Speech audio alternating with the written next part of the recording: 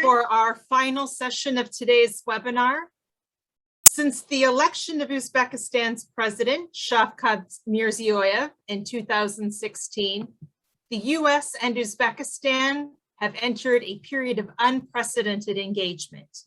The United States continues to support Uzbekistan's sovereignty, independence, and territorial integrity, and Uzbekistan has become a regional leader for Central Asian security and stability. This was demonstrated most recently at the International Conference, Central and South Asia, Regional Connectivity, Challenges and Opportunities, that was held in Tashkent on July 15th and 16th, and the meeting of the C5+1 Forum that was held in conjunction with that conference. For our final panel today on the opportunities for the US-Uzbekistan relationship in a new era of cooperation, we are joined by the two US ambassadors responsible for these exceptional developments. Our first speaker is Ambassador Pamela Spratlen. A career member of the Foreign Service for nearly 30 years, Ambassador Spratlen was the US ambassador to Uzbekistan from 2015 to 2018, and ambassador to the Kyrgyz Republic from 2011 to 2014. She has also served as the Deputy Chief of Mission at the US Embassy in Kazakhstan and Senior Advisor of the Office of the Inspector General in the US Department of State. In addition to numerous Washington assignments and a tour as diplomat in residence at the East-West Center in Honolulu, Ambassador Spratlen has also served in Russia, in France, and in Latin America. Most recently, the Department of State designated Ambassador Spratlen to serve as the Senior Advisor to the Health Incident Response Task Force, reporting directly to the department's senior leadership. Also joining us today is Ambassador Daniel Rosenblum. Ambassador Rosenblum was sworn in as US Ambassador to Uzbekistan in May 2019. Prior to this, from July 2014 until July 2018, Ambassador Rosenblum served as Deputy Assistant Secretary in the State Department's Bureau of South and Central Asian Affairs. His responsibilities included managing US policy and diplomatic relations with the 5 Central Asian states. He directed State Department support for 6 diplomatic missions in the region, helped set policy and programmatic priorities, and frequently served as public spokesperson. During his last year in this position, Ambassador Rosenblum also oversaw all the Bureau's regional and public diplomacy activities, including transnational economic and security issues, educational and cultural exchanges, and outreach to the media in both South and Central Asia. Additionally, from 2008 to 2014, Ambassador Rosenblum was coordinator of US assistance to Europe, Eurasia, and Central Asia, responsible for ensuring the strategic and efficient allocation and spending of foreign aid budgets averaging over $1 billion annually. He and his team coordinated the efforts of more than a dozen US government agencies working in more than 30 countries, supporting economic reform, the development of democratic institutions and the rule of law, building the capacity of security sector institutions, and relieving human suffering through humanitarian aid. We'll begin with each ambassador providing opening remarks to set the stage for our discussion. After that, I'll ask them some follow-up questions, and we'll also take questions from the audience. As a reminder to all of our attendees, you can submit your questions at any time during the session using the Q&A button at the bottom of your screen. And with that, I'm going to turn the microphone over to Ambassador Spratlen for her opening remarks.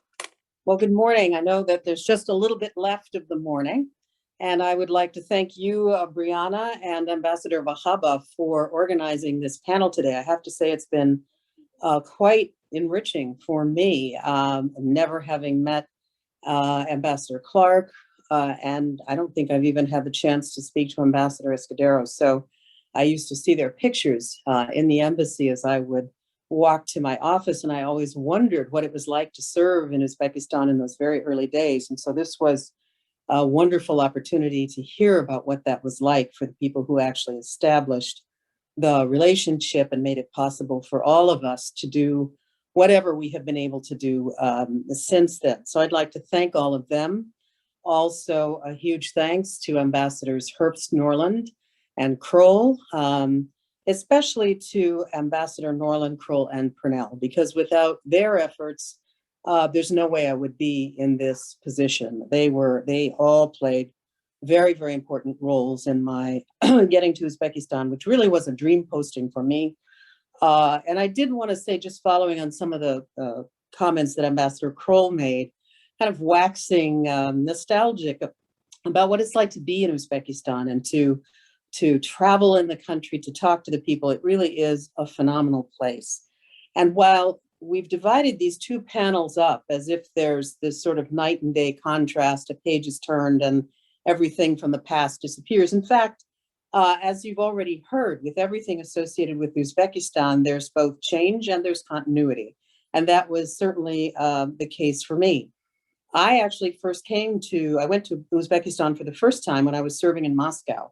And I had a friend who was serving as the commercial officer, Tarina Holly. And I think what's important about that is it showed, my introduction to the country wasn't from a place of hope. We had a great deal of hope about the commercial viability of Uzbekistan as a place of partnership on that very important part, in that very important part of our relationship at that time. And so I was introduced to the country, what we were trying to do in the commercial sphere and what we were really trying to do in every sphere. And I was absolutely enchanted by the country and determined then if I ever had the opportunity to serve in Uzbekistan, I would certainly want to take that. And, I was rewarded and more than I ever could have imagined in becoming the ambassador many years later. I did have the chance when Ambassadors Purnell and Norland were there to visit when I was in other capacities. So I had a chance to see the country's change and what hadn't changed. By the time I arrived, we were at the end of Ambassador Kroll's wonderful tenure there. And I would agree that his ambassadorship was extremely important in setting a new tone. The ambassadors before him had all worked extremely hard. This is after the events in 2005, to reestablish a new normal, a new rhythm. And it had been, I think everybody had made some progress, but it was still very, very difficult. I think by learning Uzbek, by traveling the country, by just reasserting through his personal experience, his language, and the way he ran the embassy, that the United States was trying to reestablish some trust with Uzbekistan, and perhaps it would be possible now in ways that it wasn't possible in spite of the enormous efforts of the ambassadors who had come before. So, everyone has made a contribution. Sometimes it's been hard, sometimes it's been a little bit easier, but there are, just in terms of continuity, one thing that I think is extremely important, and it goes all the way back to what Ambassador Clark said. And that is that the United States is here to support the independence of Uzbekistan, but also its sovereignty and its territorial integrity. And I would say that that line has gone through every ambassadorship, even though we've had ups and downs, as you heard Ambassador Kroll say. We've had some things that have gone better than others, but that has been a constant in the relationship. We want to see Uzbekistan realize its potential as an anchor in this region, as a country with so many great assets that can be enjoyed and can be exploited mostly by Uzbekistan itself, but also by countries in the region. And we have certainly had our moments. It was true when I was there, but I would say that common foundation really runs through all of the ambassadorships up through me. And I would even say, although Ambassador Rosenblum will have to speak for himself, that it's true now as well. I arrived in Uzbekistan in January of 2015. So it was in the middle of the winter. And I arrived, I was a new face, first African-American, first woman ambassador. And, as you've heard, establishing in a country that has a government like that of Uzbekistan, the kind of relationship that the ambassador can establish with the leader has everything to do with what becomes possible. When I first got there, I think the Uzbeks themselves knew that the relationship had sort of perhaps turned too far toward separation from one another, and we needed to try to find some common ground in terms of programs and policies. And so there were some signals sent very early that they were trying to recalibrate. One was that I was received by the foreign minister within 48 hours of my arrival, and I was received by the president within 8 days. And so I think that was saying, we want to start talking to the United States again. I had what became the signature, what had already become the signature to our meeting with President Karimov. And at the end of that, he asked me if I had anything to say, and understanding that this is a leader who wants to be taken seriously. This is a person who believes he has a tremendous contribution to make to the region, and that the United States has underestimated him and Uzbekistan. So I decided I was just going to listen, and that's what I said to him. I'm here to listen, I'm here to learn, and I'm also here to make the best possible relationship between our two countries. I don't know what I said or did, but whatever it was, it helped us establish at least enough rapport that we could almost, I only have one time when I could say there was anything other than a cordial approach to me by him. So I just want to note that I was that bridge between the old and the new.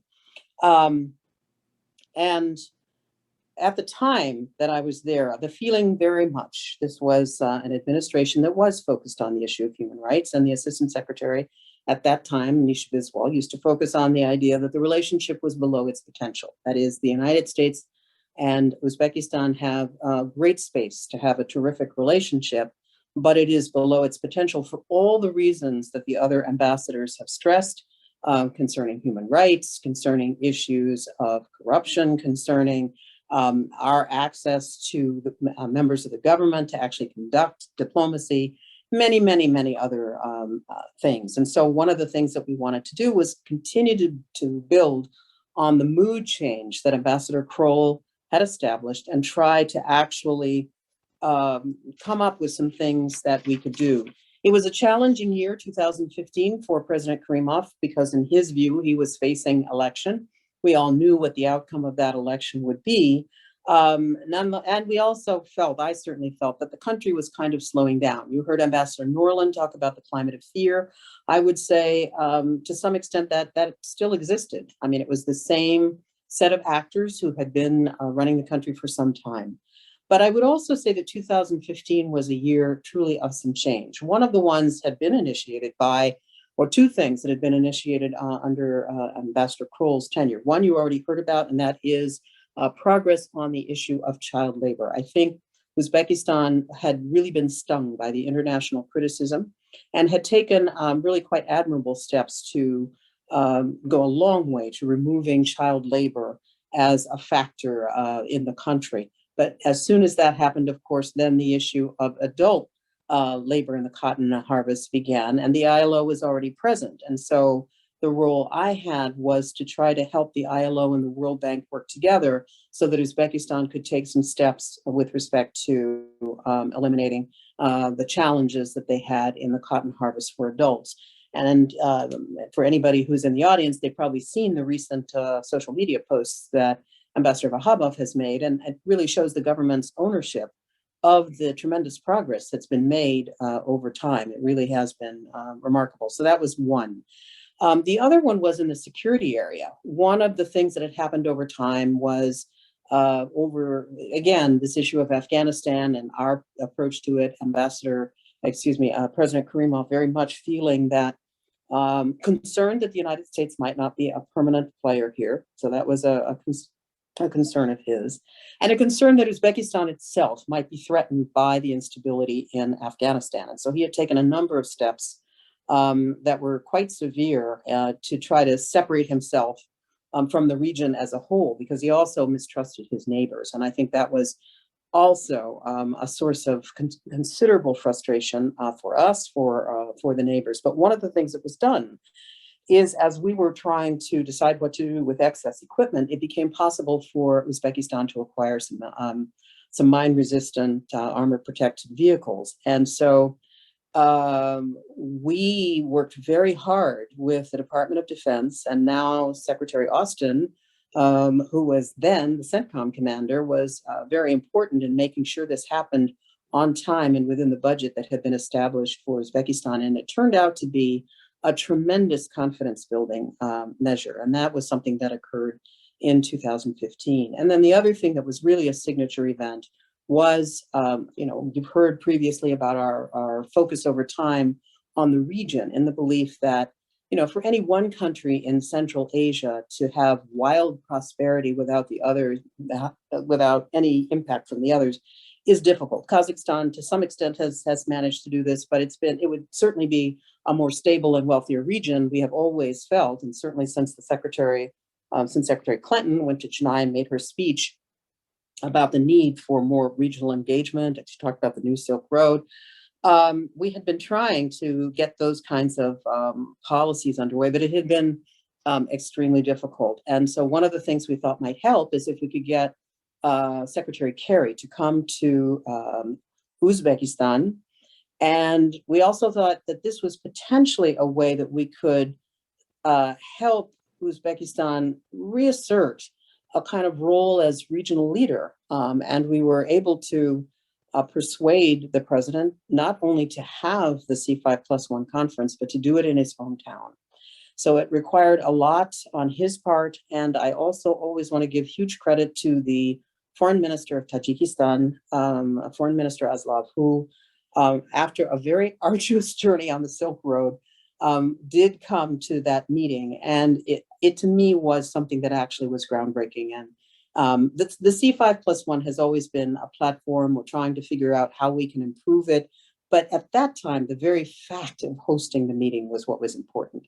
Secretary Kerry took some criticism over the issue of human rights, but I think it was really a bold step on his part. And then a year later, there was actually another ministerial in Washington, and he was there for that. So that really started changing the atmosphere with respect to the regional cooperation. So that was 2015 and 2016.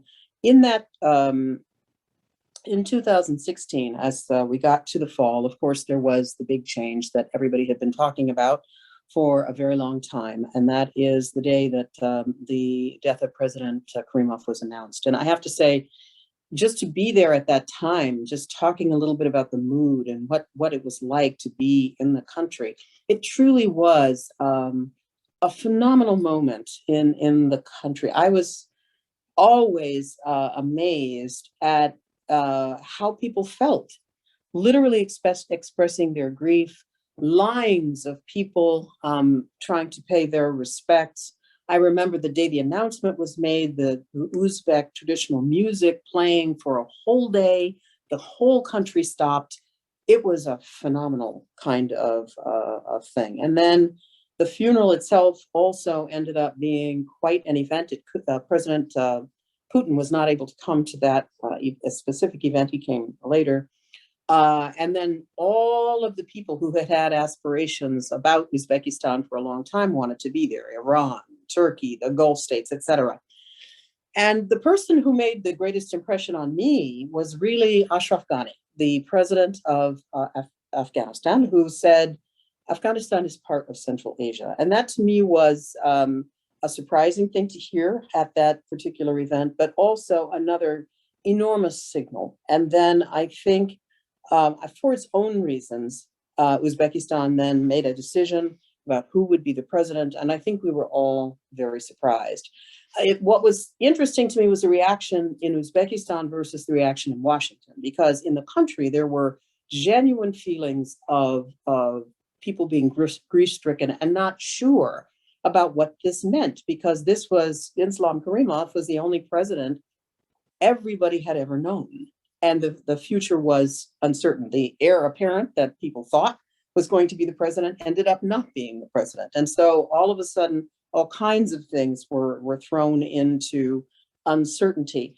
No one knew Shavkat Mirziyoyev. I had heard him speak one time when he had been renominated as the prime minister, and he was given an opportunity to speak. Now, looking back, that might have been our inauguration, the first chance to kind of hear him, but no one knew to expect that at that time. And then he did several surprising things that ended up being the keys to me that we were not dealing with business as usual in Uzbekistan. We were dealing with somebody who brought a whole new energy, I almost wanted to call this "and then the sun came out," because this was somebody who talked fast with his hands. This is somebody who had almost a populist sensibility about him in terms of feeling that the government had a responsibility to make its citizens' lives better. And this was somebody who wanted to focus on the future. So he laid out very early, like a few days into his tenure, what the priorities of Uzbekistan would be. And he said the country would be internally focused on its own development. He understood very clearly that at this point in the country's economic history, the stability that had been wrought by the policies of President Karimov had come at a very high cost. And it was extremely difficult now for people to make their livelihood and their futures. And in a country with 60% of the people under 30, this is really quite a remarkable thing. People needed to know what was there to be hopeful about. So his President Mirziyoyev's focus on the internal quality of life in the country and the economy was, I think, very much welcome. The other issue from the point of view of neighbors and the United States, and again, this goes back to Secretary Kerry, and that is his focus on the relationships with neighbors. It's well known to everyone here. We haven't dwelt on it that much, but that some of the relationships were quite frayed. The one with Tajikistan being by far and away the most acrimonious. And so when President Mirziyoyev said at the beginning, I will make it a priority to establish better relations with our neighbors for peace and prosperity for us and for everyone. That was a remarkable statement. And then the focus, quite traditional and expected, on economics. What was a little more surprising was just his generalized openness. And so based on all of this, my feeling was that we needed to seize this moment, and we needed to say and signal at a very high level that we understood that Uzbekistan had not turned a page, because many of the same actors in other ministries were there. It's not going to be a complete wholesale change. This is a country that has operated the same way for the last 30 years, and we're not going to see everything change in an instant. But clearly from the top, we're being told that this is a new day. So we need to show that we've heard that message, and we need to make sure that we react to it in a way that shows that we can move in a different direction. And we were very fortunate to have Tom Shannon, then who was the undersecretary, and he came, and we were able to get him to come to Uzbekistan, and he really fell in love with Uzbekistan. And we had a meeting with President Mirziyoyev, and it was a click. And President Mirziyoyev was talking about all the changes. And again, I said he talked very fast with his hands, and he had his Apple Macintosh there, and he was talking about, I'm taking, individual complaints from the citizens. I'm talking to, so all of these things that we had never seen or heard before. And I think Shannon was quite enchanted.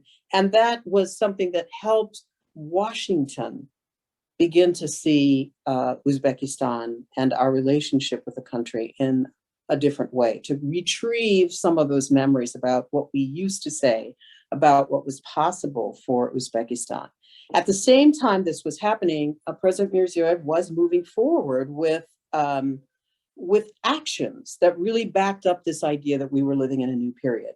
We were able to get the UN rapporteur on religious freedom in, Ahmed Shahid, and he did a phenomenal report.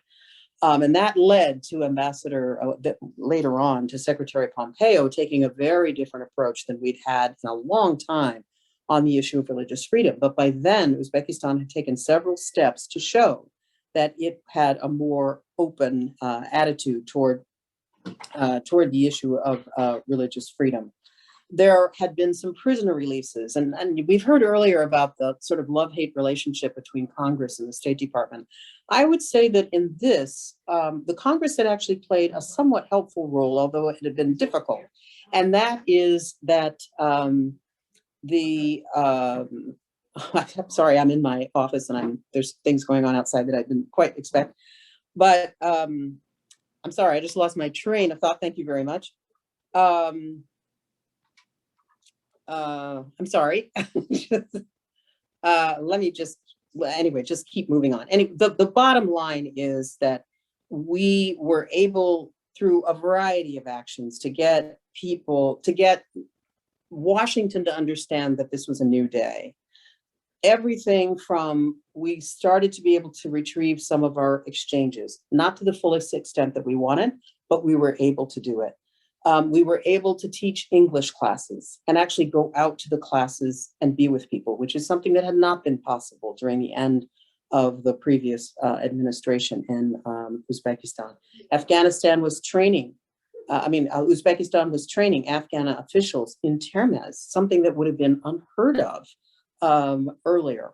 So these changes of the relationship between the citizen and the state that the government had instituted, these reception rooms that they were doing everywhere, this change in religious freedom, the release, I was talking about the issue of Congress. We had this list of political prisoners that we understood that there were many. We didn't know how many political prisoners there were, but there were some people who were sort of emblematic, who should be, we felt, released slowly in a trickle, even under President Karimov. That was when the first person was released. But we started to see these releases take place. And while I would say that even now, we're in some of the things that I'm sure Ambassador Rosenblum will talk about, the issue of having a dissident political voice is still an issue in Uzbekistan. It's still very, very difficult. But the deep repression that had been a part of the government before started to ease with these prisoner releases. And so that was also seen in Washington. It was taken as a signal that we are perhaps living in a different day. In 2017, the country changed its currency and stopped the peg to the dollar and actually let it float. And that was also huge for the citizenry and for the business community. So we had so many different things that were happening. USAID was now able finally to begin working with Uzbekistan on its own terms on a variety of issues of change. And so it was clear we were living, not necessarily in the world that we would like to have a long term, but certainly a vast change from what had grown up over time that had kept us apart as partners. And now we were able to work more together. So when a new administration came, which had kind of a contrarian bent, and was willing to bucks the human rights community and some of the others based on the changes that had been made, and with the help of the National Security Council, we had a very, very forward-leaning person working with us then in Musa Kuris. We were able to organize a visit of President Mirziyoyev to the White House. So having had, under the previous administration, the intense involvement or relatively intense involvement of Secretary Kerry and Ambassador Shannon, now we were able to have a visit where the new president would go to Washington, meet with the president, and meet with the Secretary of State and really explain the new program for Uzbekistan. I think he was extremely well received. The visit, I think, was a huge boost and it's called a new era of strategic partnership. And I think that Ambassador Vakhabov is here actually to make sure that on the Uzbek side, all of that is realized, and we have a team working in the SCA Bureau too. So I wouldn't say, old habits die hard. It's coming to a place of change is difficult. But I would say that the Uzbekistan I arrived in was a country that was almost a pariah state. It was very, very difficult to do anything without criticism. And now I would say that Uzbekistan is a normal country with whom we have a growing and good relationship. And we are trying to find new areas, more and more areas where we can cooperate together without some of that rancor from the past. And I think the steps that we have made have only gone on from when I left in October of 2018. I think there have been some concrete changes that Ambassador Rosenblum can talk about. But for me, the wonderful part of being there was, first of all, just to have the opportunity to be in this phenomenal country that has such an amazing history, that has so many wonderful things to see, fabulous people who love their country and who, for the most part, want a good relationship with the United States, as you've heard. That was the real gift of being able to be in Uzbekistan, and then to be there at a time of such positive change that is led by a president, I think, who really, truly wants to see his country realize its potential. that was a phenomenal experience for which I was very, very grateful. But it was all possible because of the forbearance and the skill and the patience of all of the people who had come before me. And I would also say, certainly for the vision that we had at the very beginning after the Soviet Union collapsed and we started having all of these embassies put in the different parts of the former Soviet Union, building from that. That's what we've all been doing ever since the collapse. There have been ups, there have been downs, but I think we are in a really, truly fascinating and high potential period now. And it's just fascinating to watch what ambassadors Vakhabov and Rosenblum are able to do. And I am just humbled about the small part I was able to play in all of this. So let me end there and give the floor back to you. Thank you, Ambassador Spratlen, for that extremely comprehensive overview. That was fantastic. We're going to go now to Ambassador Rosenblum for his remarks. Thank you, Brianne. You can hear me okay? Am I coming through? Good. Thank you so much for moderating and for putting this together, Brianne. Also, a shout out to my colleague and friend, Ambassador Vakhabov, whose vision made today's program possible and whose drive made it happen. Ambassador Vakhabov, as many of you know, makes a lot of things happen. Honestly, I'm continually amazed at how much more he accomplishes in one day than I do in a month working in Tashkent. Of course, it helps that, like the rest of the government of Uzbekistan, he never sleeps and never seems to take a vacation. But seriously, I feel incredibly lucky to be that he's my close collaborator in the joint task we have of building a broader and deeper U.S.-Uzbekistan relationship. So I'm actually gonna start from where Ambassador Spratlen ended, and it's almost like we coordinated, which we didn't. But this is two colleagues who worked together for years is maybe a good indication of that experience.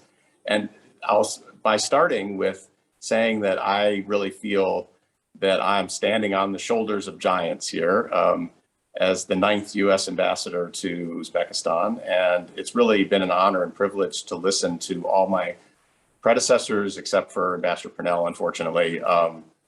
And just fascinating for me to hear their perspectives on what came before. And I think it's enlightening for me and helpful for me that I can bring some of that experience to bear in the challenges we face today in the bilateral relationship. So what I'm going to do is really just in two parts. First, I'm just going to reflect a little bit on why the U.S. cares about Uzbekistan. Obviously, this has come up repeatedly in small ways, but I want to maybe summarize it and kind of distill why Uzbekistan is important to the United States. Because frankly, it's not an obvious answer to a lot of Americans. And I find this when I talk to friends, relatives, or people in the public, not just during the years I've been here as ambassador, but in the years before that when I was the Deputy Assistant Secretary focused on Central Asia.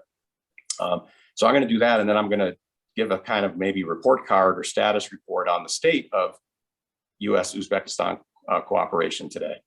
So first of all, as we reflect on the past 30 years and why the U.S. has focused attention on Uzbekistan, it really comes down to this.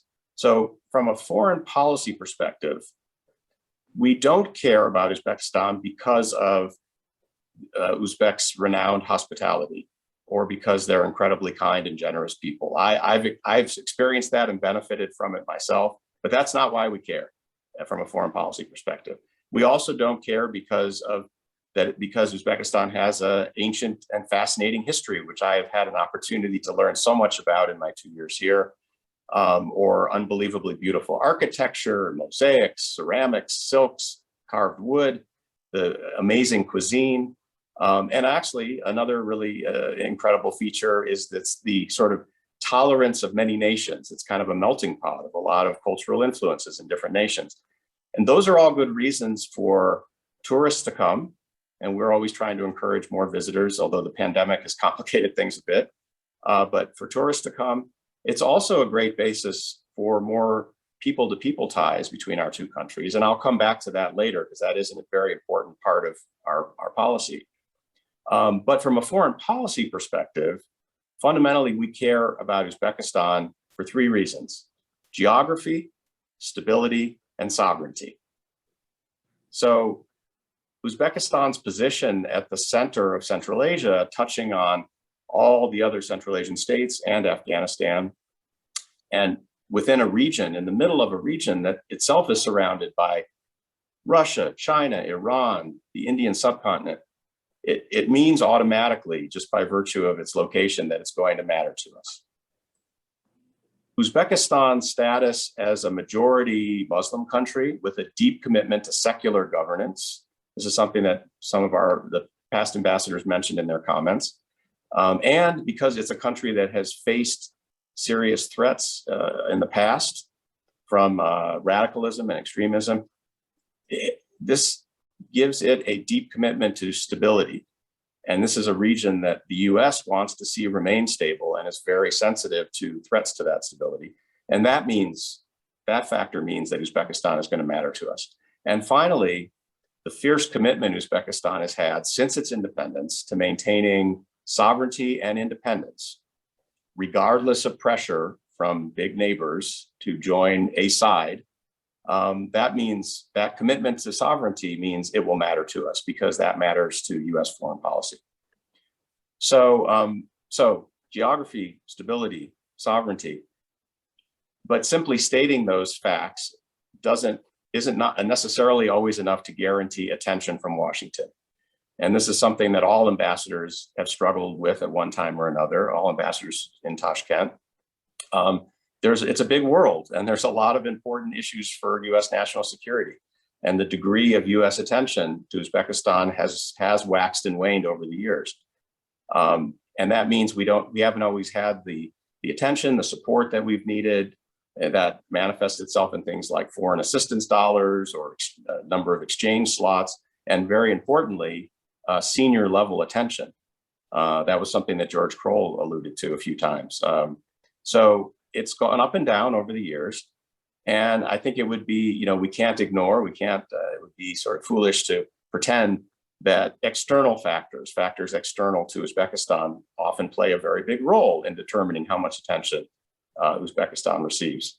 And of course, over the past 30 years, the two big factors that have driven that are, number one, Afghanistan and what's happening in Afghanistan. And number two, the geopolitical dynamics of the region, especially with respect to Russia and China, and how US relations are with those great powers. So anyway, that sort of sets the table, I think, for me to establish that I certainly believe, and I think there's a strong case to be made, that Uzbekistan matters to the United States. But I also recognize some of the challenges we have to overcome to bring attention and resources from the United States. So let me now turn to the sort of report card or status report on where the relationship stands. I'm going to focus on 5 areas of cooperation. And I keep coming back to these 5. I think I actually listed them in my Senate testimony when I was going through the confirmation process. And I've tried to stay consistent to them. It's sort of like in the State Department terminology for our personnel process, what we call our work requirement statement. So I consider this my work requirement statement. These are my 5 goals, and not just mine, but the embassies and our mission. The first one is deepening our security cooperation. We've made a lot of progress on this one over the years, and it didn't start with me. It started, in that period when we were sort of rebuilding the relationship, as was described by some of the previous ambassadors. We've made progress since a number of years ago, but I think it's accelerated in the last few years. Part of it is just the dialogue we have about security threats in the region. We talk to each other a lot, we share information, and we share a lot of the same concerns. That's especially been true with respect to Afghanistan for many years, and that of course is intensified in the recent past. but also the frequency and intensity of our military to military cooperation has intensified. Joint exercises, training, military education for Uzbek officers coming to the United States to study, those have all increased. And if you go outside the military realm, law enforcement, another important aspect of security, I think this area has lagged a bit, but we're working on that as well. And there has been an uptick just in the 2 years I've been here in contact and cooperation between our law enforcement agencies. The second goal is supporting President Mirziyoyev's comprehensive reform program. And when I say comprehensive, it truly is. I think probably everyone who's watching now, especially if you've lasted through the whole webinar, you are devoted followers of Uzbekistan, so you will know this, but the reforms have been across the board: economic, political, social, and our goal is to support those in any way we can. A lot of that is through our foreign assistance programs, and we've been able to ramp that up, as Ambassador Spratlen mentioned. It started when she was here in Tashkent, and it's only increased. Especially, there's 4 areas that we especially put a lot of effort into, not exclusive, because there are others too, and that's education, health, agriculture, and justice reform, judicial rule of law reform. And in all those areas, the level of cooperation is very high. We have great partners on the side of the government of Uzbekistan, and I think we're making a difference. I won't make any comments here about the state of reform and the progress that's been made, because as Ambassador Spratlen pointed out, there has been significant progress, but there's also some areas of concern and some lagging areas. But maybe in the Q&A we can get back to that. The third goal that I set out for the mission is to expand economic ties, especially by increasing the activity of U.S. business here in Uzbekistan, growing U.S. exports and the volume of U.S. investment. There's been progress here. In the last full year before the pandemic, 2019, our bilateral trade more than doubled from the year before. And our flow of FDI was increasing from the U.S. Things really slowed down with the pandemic, honestly speaking. And I think in 2021, we're going to see a pickup again, but it has been slowed. I think there's no question that the government of Uzbekistan is committed to improving its investment climate and attracting more foreign direct investment. And there's been huge steps taken. Ambassador Spratlen mentioned the currency convertibility. There was a major tax reform that has greatly simplified the tax code. But the other issue that's been raised frequently here in recent months is that a lot of the reforms that have been undertaken were the sort of low-hanging fruit, the things that were impeding the development of Uzbekistan's economic relations and attraction of investment, that were pretty straightforward to address. Not easy necessarily, but pretty straightforward. We're now getting to the more difficult reforms where there's more vested interests, where it's very much more complex. One example, but a major one, is privatization. And that is proving much more difficult and much slower. So a lot of promise here on the side of US companies, because the interest is still there. We get contacted frequently by US companies looking for opportunities.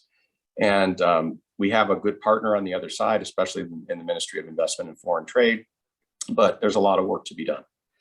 The fourth goal is to help Uzbekistan continue to make progress on protecting human rights and fundamental freedoms. And we partly do this by just dialogue and by raising concerns and cases and reminding the government of sort of international human rights obligations.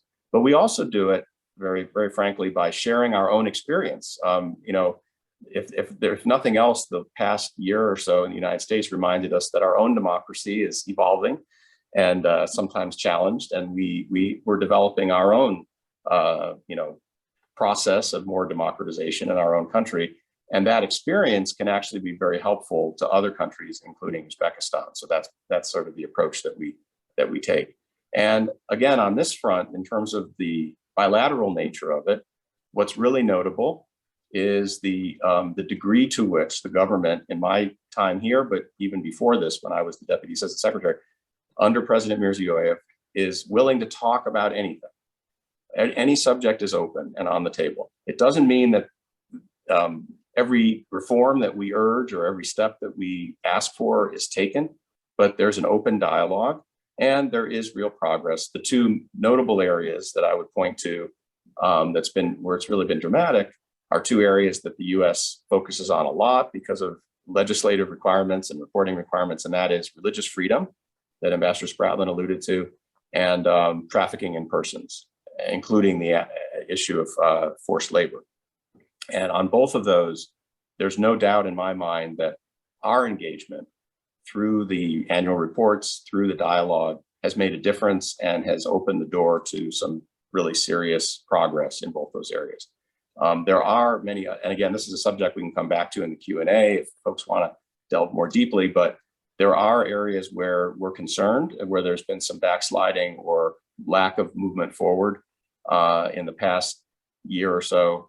I would especially point out freedom of media and some of the recent attacks on bloggers and arrests and imprisonment of bloggers and journalists. So the progress in civil society development, which was moving forward, seems to have stalled. New NGO code hasn't moved anywhere. So there are some areas of concern. Still, I want to emphasize that we are in such a different place than we were 5 years ago because of President Mirziyoyev's reforms and the willingness to accept criticism, to make changes, to engage in dialogue is very much there and very much a part of the bilateral relationship. Finally, the fifth goal that I focus on here is to build people-to-people ties. And this is something that, again, a number of the other ambassadors who spoke of my predecessors touched on.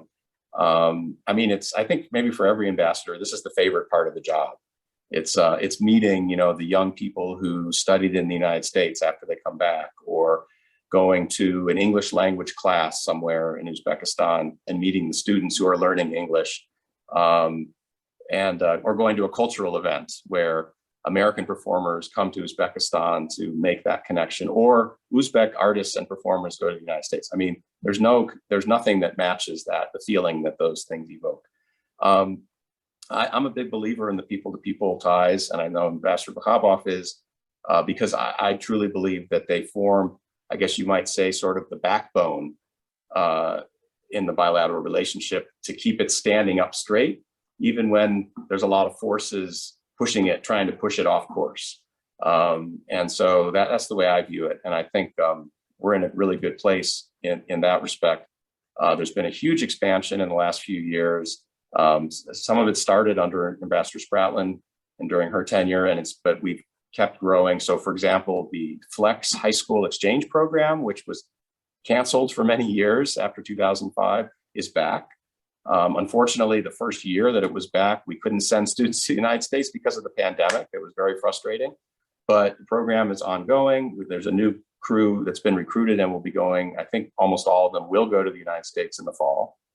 The Peace Corps is coming back, although it may take a little while. And I know there was a question in the previous panel about that. And I tried to type something in at the last minute, but it was too late to tell people. So Peace Corps is coming back. We have agreed, there's an agreement with the government of Uzbekistan, but it takes a while to get that machinery and those wheels in motion. And of course, the pandemic was a setback on that too. But I'm hoping that before I leave, finish my assignment, I will get to welcome the first Peace Corps volunteer, but it may take a little longer than that. We're also, I want to note, reopening something that used to exist maybe before 2005, which are so-called American corners. These are sort of American cultural centers around the country. There's been one in Tashkent straight on through at our embassy, but I got to open the first American corner outside of Tashkent since 2006 or something in Karshi back in April. And that was a really exciting moment. So all of this stuff is happening. Tourism was growing before the pandemic. I think it's going to come back. A lot of the business contacts are growing. university to university partnerships. All of these things are a growth industry in our relationship right now. So let me stop there. And actually, I'll just make one final comment, sort of wrap-up comment, and that is that I would say if we're doing a sort of state of the relationship assessment, I think the state of U.S.-Uzbekistan cooperation is excellent overall. 30 years after independence, the foremost authority on that question is probably Foreign Minister Abdulaziz Kamilov, who's been involved in the bilateral relationship longer than anyone else. And he says without hesitation that he's never seen the relationship in a better place. So I'll take his word for it. There's always more work to do, of course, but as long as we have shared interests in things like stability and sovereignty, as long as we keep building these linkages and ties at all levels, and as long as we are open to this direct communication, this frank approach towards issues where we may differ or we have different perspectives, as long as all those things hold true, I will remain bullish on U.S.-Uzbekistan cooperation. Thanks. Thank you, Ambassador Rosenblum. And I have to just tell you both, you have a lot of fans in this audience because we're getting a lot of comments, not even questions, just comments about how much everyone loves you both. So congratulations on all the work that you've done to encourage cooperation with Uzbekistan and build those relationships, because you've definitely made names for yourself in Uzbekistan. Following up on some of the things that each of you said, we have some questions, starting with maybe the most recent issues that Ambassador Rosenblum mentioned, the pandemic and how that's really impacted the relationship. I don't think you can talk about anything these days without talking about how COVID has really impacted what's going on in the world. So I would ask you, Ambassador Rosenblum, you mentioned that there were a lot of things that had been queued up and progress had been made and then, kind of came to a halt as a result of the pandemic. Where do we stand on some of those things, or where do you see, at what point can we kind of continue to make progress on some of these issues? Because I feel like the pandemic's going to maybe be with us for a while longer, but does that mean that we're on pause, or are there things that we can do in the meantime? It definitely doesn't mean that we're on pause. And even throughout the pandemic, we kept, in terms of the bilateral dialogue and, kind of diplomatic communication, that continued uninterrupted. We did a lot of virtual things. We had an in-person annual bilateral consultation last November in Washington, and agreed there to have our next meeting be the first strategic partnership dialogue. And we changed the name and to indicate sort of the status of the relationship being at a higher level. And but all of that has continued. I think frankly, the main things that have been impacted is simply because of the restrictions on travel and on the ability to do things like exchange programs. It has slowed down that side of the relationship, which means that affects the people-to-people development more than anything, and maybe the business to some extent. But in almost every other respect, I think we've managed to keep the momentum going pretty well. But speaking of COVID, I just wanted to mention another thing, which is this is a great example of the kind of the state of cooperation now. There's been I guess there's been some media attention to it, but it hasn't gotten a lot of attention. There's been this really incredible ongoing cooperation on the ground on a daily basis between our embassy, especially our USAID mission, and our CDC office. We have a CDC office. It's actually it's not Americans, it's local staff here, with the Ministry of Health, the Agency for Sanitary and Epidemiological Welfare, which is in charge of, kind of the COVID response. And this has been going on since March of 2020, when this all started. Technical assistance, we all kinds of equipment and PPE and ventilators we provided. But more importantly, actually, I think the technical assistance has had even a bigger impact. Everything from, monitoring, tracking, testing, all those things. And this will culminate, but not end, tonight. So I'll give you a spoiler alert, although I think it's already been reported in the media, so I'm not really breaking any news. But a few hours after this webinar ends, I will be going to Tashkent International Airport to welcome a plane bringing in 3 million doses of Moderna vaccine donated by the United States through COVAX. Really excited about this. It's great. I mean, it's amazingly timely because we're having a bit of a surge, a COVID surge here now, and it's growing quickly with the Delta variant, unfortunately. So it's very timely and very much appreciated by the government of Uzbekistan. And again, just another marker along the way of this cooperation. So we have a few other questions about programs being resumed. One of them is the embassy is currently closed temporarily due to the pandemic. Any idea when normal operations will resume?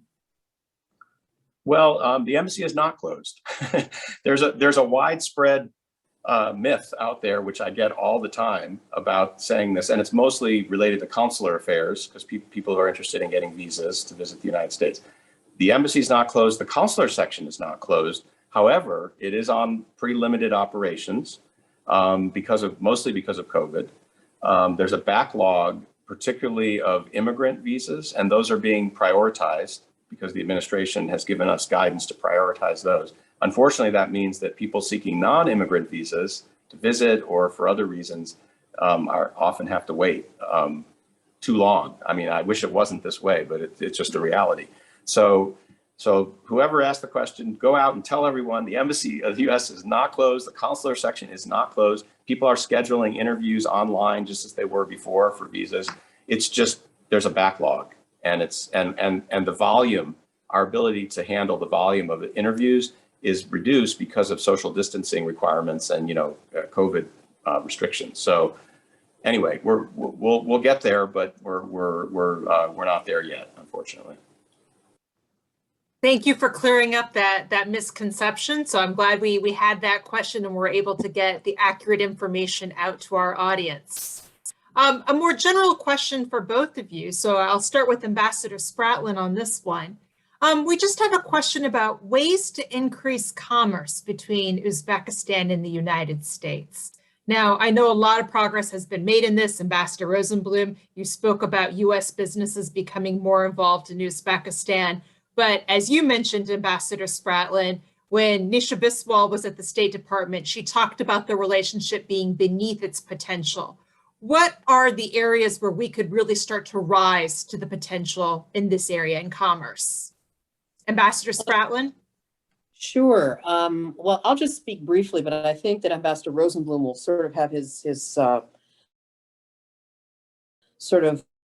finger on the pulse a little bit more than I do. But what I remember, about being there is the tremendous desire on the part of Uzbek businesses to have partners, on the part of Uzbekistan to be seen as a destination, a positive destination for US business cooperation, of young people to learn about the United States and our, the success of our economy, starting small businesses and those sorts of things.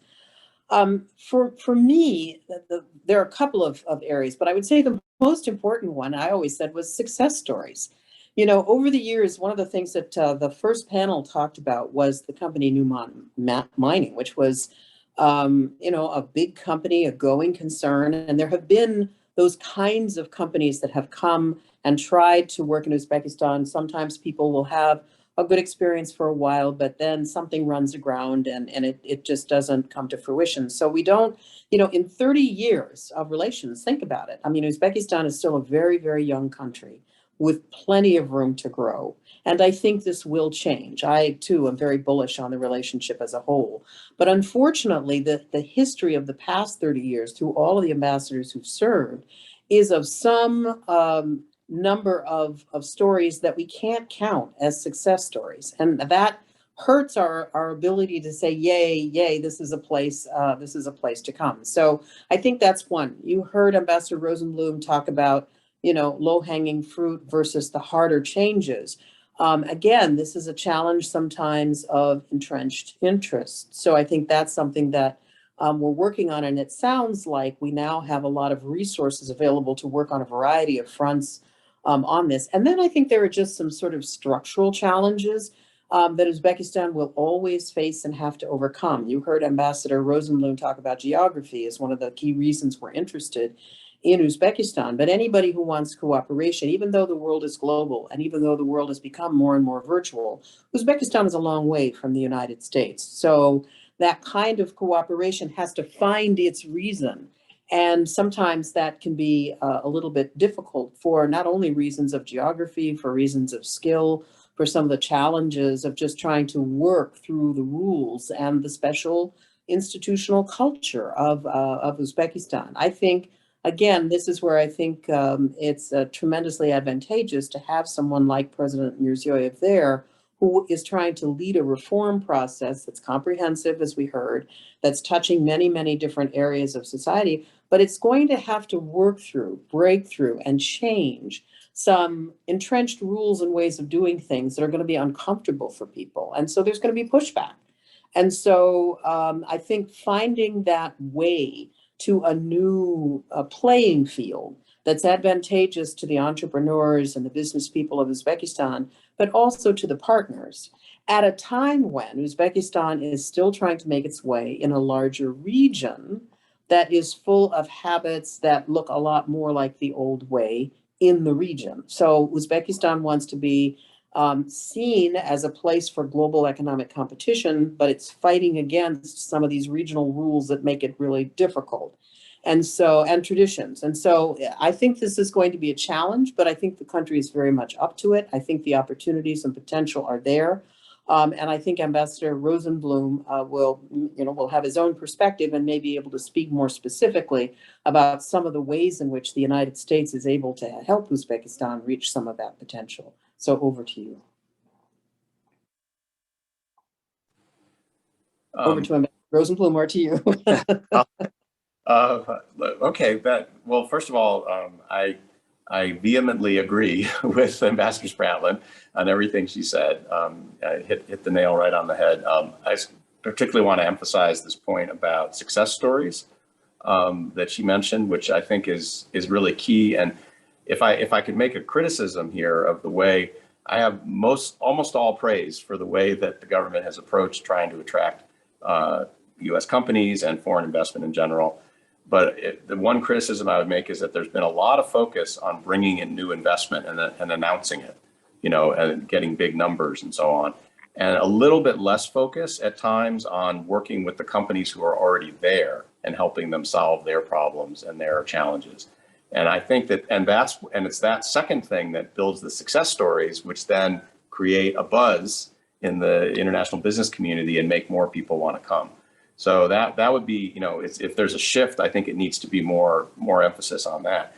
And I also want to mention a word or an acronym that hasn't come up, I don't think yet in our conversation, which is WTO.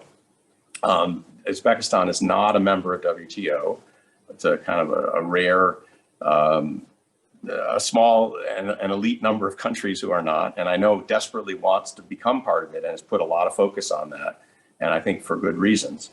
The U.S. is actually providing technical assistance through USAID to help that accession process. That, I think, if it can be achieved, and it's gone pretty slowly and needs to maybe pick up a bit, that would be have a huge effect, because in order to meet the criteria for WTO membership, the legislative and trade policy changes will have a tendency, they don't solve everything by any means, but they have a tendency to make it more difficult for entrenched interests to hold out and to block reform. And so that is something that we think is very important. I know that President Mirziyoyev, the government, agrees with that. It's not easy to go through that process, but I hope it will be successful in the next year or two.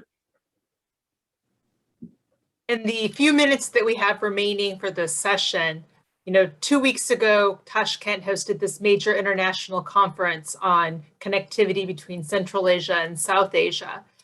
We have a question from the audience about, is Central Asia an area for competition or cooperation for other actors? So can Uzbekistan be seen as a place to bring together other partners? For example, the question is Is the US ready for collaboration with other countries such as Russia and China in Uzbekistan? Or are we going to continue to compete there? Ambassador Rosenblum, do you have any views on this? I was going to sort of put that one over to Ambassador Spratlen. I think she actually, but Pamela, seriously, if you want to make I can probably say something, but if you want to comment. It's a tough question because, again, it gets let's just look at a fairly neutral area. A business, you would think because of the potential that Uzbekistan has, its position in the region, the skill of the population, that it might, and just the openness that younger people have toward not necessarily thinking about the old cleavages. And if they could find a partnership that would work between China, the United States, and Uzbekistan, they'd be perfectly happy to do it. But again, all of this underbrush that we have talked about is at play. And I also think that the United States is in the process of defining what its relationship is with China, defining what our relationship is with Russia. And those sort of big picture kinds of dialogues and debates can have a sort of atmospheric effect on what may be possible when we come down to the level of the region.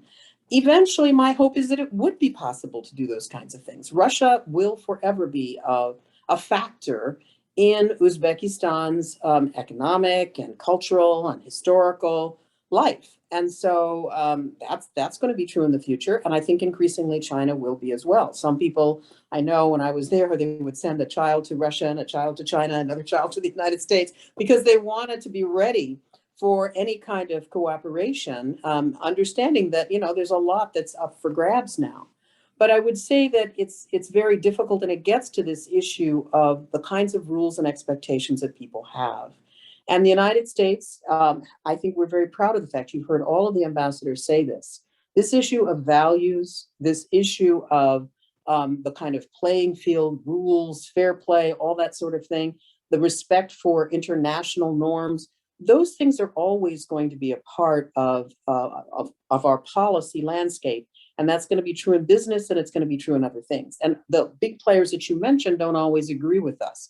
And so I think it is going to be challenging to find that sweet spot of where can you find some cooperation, particularly if you're also dealing with a security environment that's so uncertain. So I'm not saying it's impossible, but I think that in a situation like the one that we're in right now, it's challenging. It's challenging. But I think aspirationally, I think it's a good goal. I just don't see a way to that right at the moment, given the real differences that we see in some of the players that you're talking about, that, as I said, has an atmospheric and sometimes a real effect on what can actually happen on the ground. I don't know what Ambassador Rosenblum's view is on that. Yeah, I mean, I think you said it right, Pamela. I don't have a lot to add actually to what you said. It's just to say that, maybe stating the obvious, the current state of relations with both China and Russia make it very difficult, if not impossible, to do the sort of thing the questioner is asking about. It would be nice if we had a world where you could do test cases in certain regions or certain countries to lead the way, to let's improve US-Russian relations by doing a project together in Uzbekistan or in some other country. But it rarely works that way in the foreign policy world, unfortunately. I mean, our relationship is more affected by a higher level competition, higher level, relations than affecting them. That loop is more working from the standpoint of this is the way the relationship is globally, and this then is reflected in how we relate here in Central Asia. The other thing I would mention is that there have been moments in the past that I recall going back to, for example, and Ambassador Spratlen knows this well, the events in Kyrgyzstan back in 2010, when the interest that the U.S. and Russia and China, but especially U.S. and Russia, both had in stability, it kind of pushed us together to some extent, and there was actually some talk about doing some joint humanitarian projects. Some of it might have even happened. But that is very much the exception. That sort of moment and those sort of opportunities are not generally available to us. Yeah, and if I could just go back actually to the early, I agree with everything that Ambassador Rosenblum just said. But let me just another concrete example, because this aspiration that you're talking about is one that's been inside of Uzbekistan as for a long time, and it's something that we heard a question about the 6+3. What was that? That was all the countries around Afghanistan, and in President Karimov's formulation, it also included Russia and NATO. So again, that was a big picture proposal to get all of that cooperation. It faltered for many reasons, not least of which it didn't include Afghanistan. But that idea that there is some way for all of these players who would normally be seen as rivals to find some common ground for cooperation, and Uzbekistan can be the home of that. That aspiration is, to me, it's a very positive one, because it says that Uzbekistan is a country that sees itself as capable, that sees itself as an actor ready to play this kind of role. But for all the reasons that all of the panelists have talked about, it's virtually impossible for anything like that to happen right at the moment. So over to you. So Yeah. last question. We are almost out of time, but this is a pretty important question. And since this was the top priority that Ambassador Rosenblum mentioned when you talked about deepening security cooperation, the question is, will the U.S. military withdrawal from Afghanistan make Uzbekistan less or more important to U.S. security interests in the region, especially since Afghanistan has been such a part of our relationship for the last 20 years? So, well, I'll comment, but I'd love to hear if Pastor Spratlen has comments on this one as well. So first of all, I should note that when I listed those goals, I should have said at the beginning, they were not necessarily listed in priority order. I think I usually add that caveat when I do them, and I forgot to do it tonight. Although, one could argue that without security, we have almost nothing else, that it does often assume top importance, but I didn't mean to imply that it was the number one priority in our relationship. So, but going to the question, as long as Afghanistan presents challenges of internal instability and the possibility of it becoming a location for terrorist groups to grow and operate from, which of course is the reason that we entered Afghanistan back in 2001 in the first place. It will be an issue that brings the United States and Uzbekistan together around shared concerns, and reinforces our security cooperation. Now, obviously, in a perfect world, or an ideal world that we all hope for, that threat wouldn't exist or wouldn't grow and might disappear over time. And honestly, if it did, it's possible that there would be somewhat less attention given through U.S. foreign policy to Uzbekistan, because as the questioner noted, that it has been an ongoing theme, at least for the last 20 years. And the sort of waxing and waning of U.S. engagement has often been connected with events in Afghanistan. But I guess I would finish with maybe just a broader observation, which is that 30 years worth of engagement has established a lot of ties that didn't exist 30 years ago: people-to-people ties, diplomat to diplomat, businessman to business, business person to business person. And I don't think that will disappear, even if not only U.S. troops leave, but any terrorist threats dissipate in Afghanistan. And I believe that will ensure a continued maturation of the relationship and continued attention, maybe not always at the fever pitch level that it sometimes has reached due to the conflict in Afghanistan, but at a more kind of steady, sustainable level. So that's my aspiration, my hope, and I think there's reason to believe that will be the case. I completely agree. The only thing I would say is I am concerned. because in the past, the waves of greatest interest on the part of the United States have tended to be in periods where we were very concerned about our own security through the lens of Afghanistan.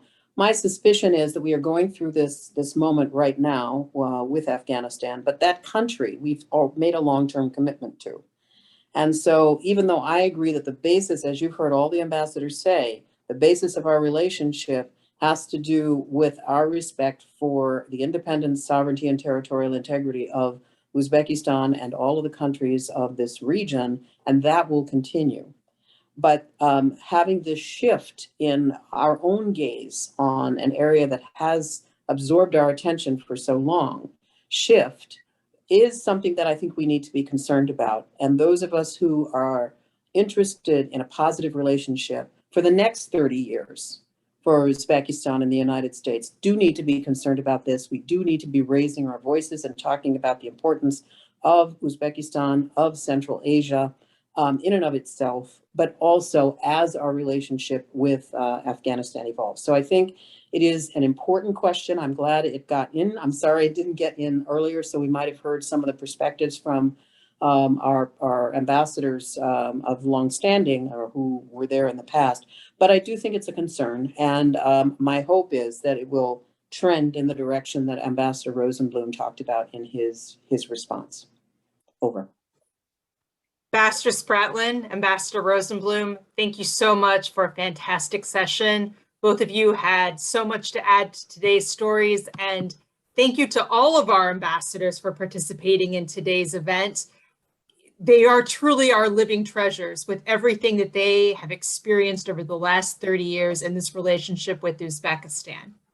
I just wanted to note that there were many people working behind the scenes to facilitate this webinar today, and I would be remiss if I did not thank Miriam Friedman providing technical support, as well as Lori Enders in Tunis and Aliana Slowinski in Tashkent. Finally, a huge thanks to Amir Sultanov and the staff of the Embassy of Uzbekistan, and of course, Ambassador Javlon Vakhabov. It was his initiative that brought the US ambassadors together, and this achievement is probably the best evidence of how much the bilateral relationship has matured over the past 30 years. With that, I'm going to turn it over to Ambassador Vakhabov for his closing remarks.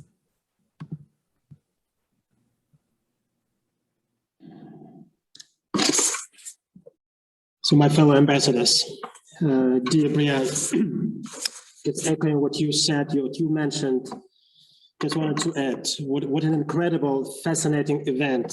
So with a comprehensive overview, the path the people of Uzbekistan have gone through over the last 30 years. And it was indeed an insightful trip down memory lane on how a relationship between Uzbekistan and the United States has been built over these 3 decades. And it is not only the history of our nations, it is the life of people who made this history, in my understanding. And I would like to reiterate my deepest gratitude to all ambassadors for accepting my invitation and joining today's event. And it wouldn't be an exaggeration to state that this online gathering marks an establishment of the, I would say, informal ambassadorial club that I hope will be convenient traditionally on future occasions. And I'm very glad to hear that Ambassador Clark, first US ambassador to Uzbekistan, book is going to be published soon. And Ambassador, please, if you hear me, be assured that we would be honored to make these premises, this building, this embassy at the venue for your book's first presentation. And taking this opportunity, adding to what my fellow Ambassador Rosenblum has mentioned, just would like to express our appreciation to our American partners for invaluable support of our efforts in mitigating consequences of COVID-19. And on behalf of my government, I want to particularly extend my profound gratitude to the United States leadership for the decision to provide 3 million Moderna vaccines that, as far as I know, will be delivered in a few hours. It was indeed so life-saving gift on the eve of our Independence Day. So, and we would be honored if all of you so could grace with your presence our Independence Day celebrations that we are currently scheduled for September 9th. Please put this day on your calendar, and I'll be more than happy, my fellow ambassadors, to host you here in Washington, D.C. And so separate invitations, formal invitations, will be sent to you shortly today. So dear all, I would like to wish you the most important these days, so sound health and success in our battle against pandemic. Brian, again, thank you so much for putting all us together.